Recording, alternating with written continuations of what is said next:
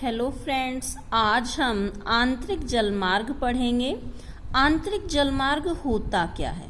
नदियों, झीलों, नहरों का प्रयोग करने वाले जलमार्ग को आंतरिक जलमार्ग कहते हैं।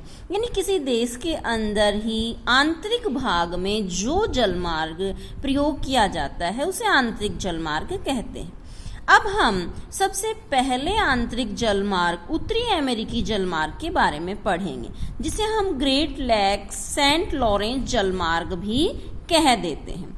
आप देखेंगे इसमें जो महान झील क्षेत्र है आपको डायग्राम में दिखाई दे रहा है। हम एक एक नहर के बारे में देखेंगे। इसमें जो महान झीलें हैं जैसे ओरिएंटो झील, ईरी झील, ह्यूरेन झील, मिशिगन झील और सुपीरियर झील, इसे ग्रेट लेक्स एरिया भी कहते हैं। उत्तरी अमेरिका की ग्रेट लेक्स को सेंट लॉरेंस नदी से मिलाकर विश्व के महत्वपूर्ण आंतरिक जलमार्ग का निर्माण किया गया है।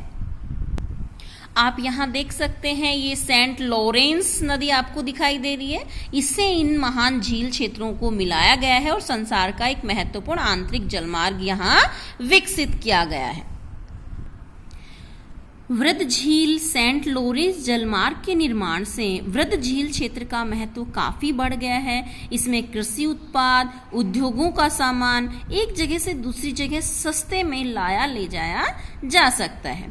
दूसरा आंतरिक जलमार्ग आप यहाँ देख सकते हैं, मिसिसिपी जो नदी है ये पूरे अमेरिका को आंतरिक जलमार्ग उपलब्ध करवा रही है। इसमें बहुत सी छोटी छोटी नदियां आकर मिलती हैं और पूरे लगभग अमेरिकी देश में आंतरिक जलमार्ग काफी विकसित अवस्था में हैं।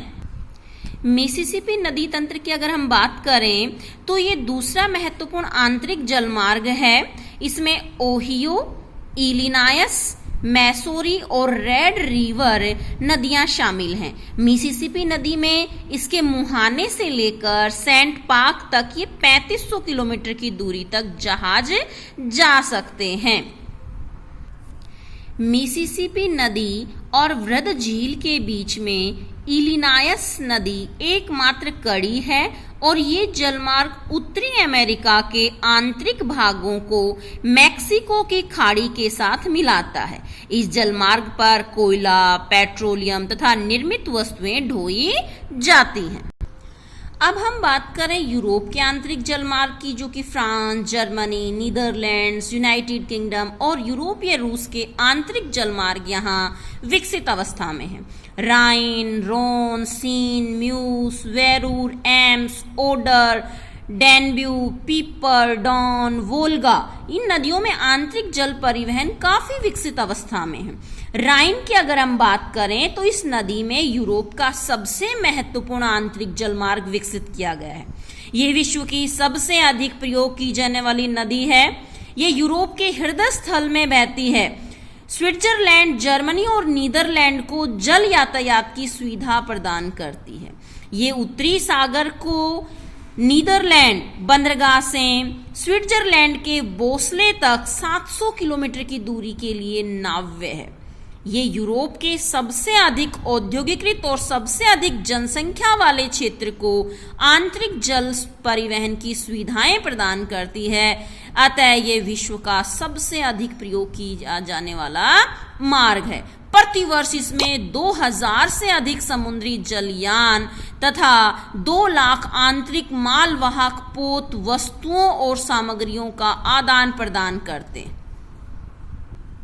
आप मैप पर देख सकते हैं, जो राइन नदी है ऊपर में उत्तरी सागर से, यहाँ से नीदरलैंड से लेकर नीचे यहाँ तक रोन नदी यहाँ तक आप देख सकते हैं भूमध्य सागर तक ये आंतरिक जल परिवहन उपलब्ध करवाती है। इसमें नीदरलैंड को रोटरडैम और एंट्सवर्ड प्रमुख बंदरगाह हैं। राइन नदी को नहरों द्वारा रोन और डैन्यूब से मिलाया गया है। इस प्रकार उत्तरी सागर को आंतरिक जल द्वारा भूमध्य सागर और काला सागर से मिलाया गया है। आप देखिए यहाँ पे काला सागर है और ये बीच में आपको डैन्यूब दिखाई दे रही है। यहाँ से ये राइन आ गई और यहाँ से नहरों द्वारा इन्हें आपस में जोड़ दिया गया। तो ये उत्तरी सागर है, ये भूमध्य सागर है और यहाँ पे काला सागर। ये आंतरिक जल परिवहन द्वारा तीनों सागर आपस में मिलाए गए हैं। यहाँ बहने वाली मुख्य जो नदियां हैं सीन, वेसर, एल्ब, ओडर, विस्तुल्ला आदि नदियों को भी नहरों द्वारा राइन नदी में मिलाया गया है। राइन रोन नहर राइन नदी को रोन नदी से मिलाती है और ये जलमार्ग यूरोपीय साझा बाजार के व्यापार की धुरी माना जाता है। संसार में सबसे व्यस्ततम आंतरिक जलमार्ग राइन जलमार्ग है। बहुत से कॉम्पिटिटिव एग्जाम में पूछा जा चुका है। अब हम बात करते हैं इस डैन्यूब रेल आंतरिक जलमार्ग की। ये महत्वपूर्ण आंतरिक जलमार्ग पूर्वी यूरोपीय भाग को अपनी सेवाएं देता है। डैन्यूब नदी ब्लैक फॉरेस्ट से निकलकर अनेक देशों में बहती हुई पूर्व की ओर बहती है और ये टारना सेविरिन तक नौकायान योग्य है। मुख्य निर्यात की जाने वाले पदार्थ इसमें गेहूं, मक्का, इमारती लकड़ी और मशीनरी। अब आगे अगर हम वोल्गा की बात करें, आपको दिख रही है वोल्गा नदी जो है, वोल्गा नदी जो है पूर्वी यूरोप की मुख्य नाव्य नदी है। डोन, निपर, ड्वीना, निस्पर आदि सबसे बड़ी 3840 किलोमीटर लंबी ये वोल्गा नदी है जो 11,200 किलोमीटर लंबा जलमार्ग उपलब्ध करवाती है।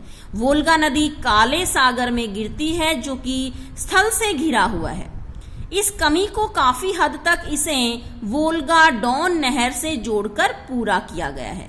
अब वोल्गा डॉन नहर मॉस्को और पूर्वी यूरोप के जो यूक्रेन है उसके बीच आंतरिक जल यातायात उपलब्ध करवा रही है।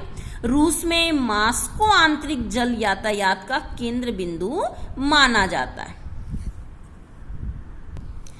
एशिया महाद्वीप के अन्य भागों की अपेक्षा चीन और भारत में ही आंतरिक जलमार्ग अधिक विकसित है।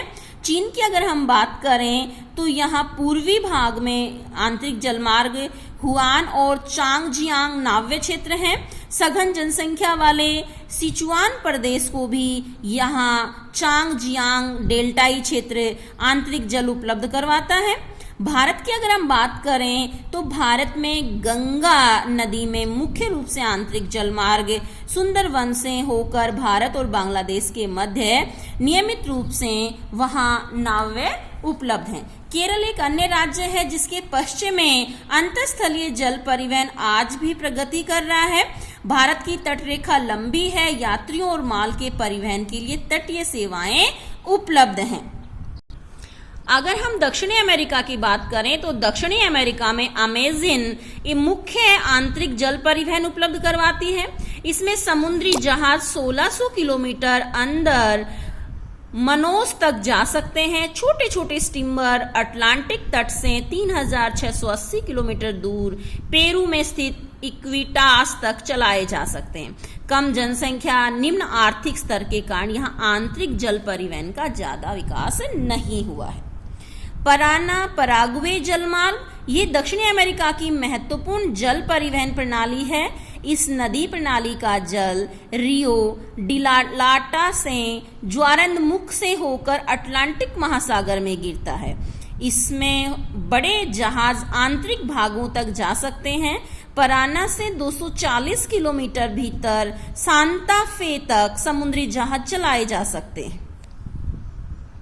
ये हमने विश्व के आंतरिक जलमार्ग पढ़े। अगर आपको हमारी वीडियो अच्छी लगे तो इसे लाइक और सब्सक्राइब जरूर करें। Thank you.